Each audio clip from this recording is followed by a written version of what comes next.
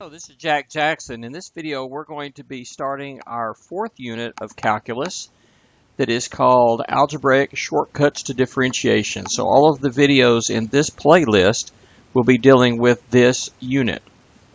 You can see here that I'm basing on a set of notes that I give to my students based on this here.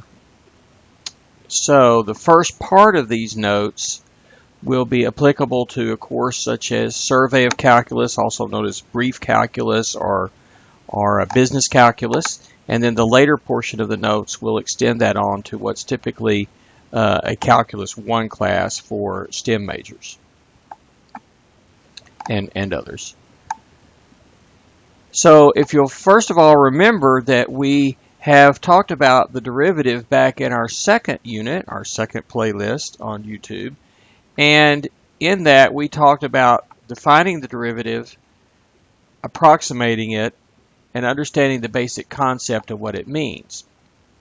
And in this unit, we're going to take that derivative, along that definition of the derivative, along with some properties of limits and some algebraic techniques to derive some shortcut rules for finding derivative formulas.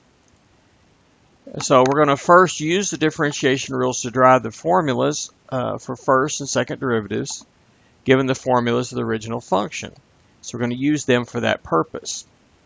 There's the definition of the derivative that you remember from earlier. It's a limit of difference quotients, f of x plus h minus f of x, which is a change in y. Divide that by h, which is our delta x.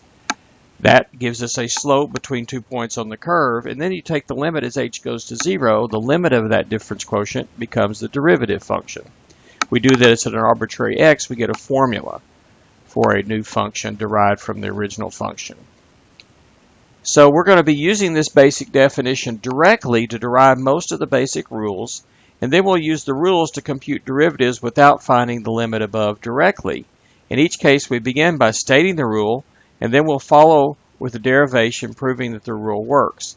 In many cases, we'll use GeoGebra activities to graphically illustrate the derivative rule. And after this, we'll work out several derivative computations using the rule and perhaps previously derived rules. Enjoy.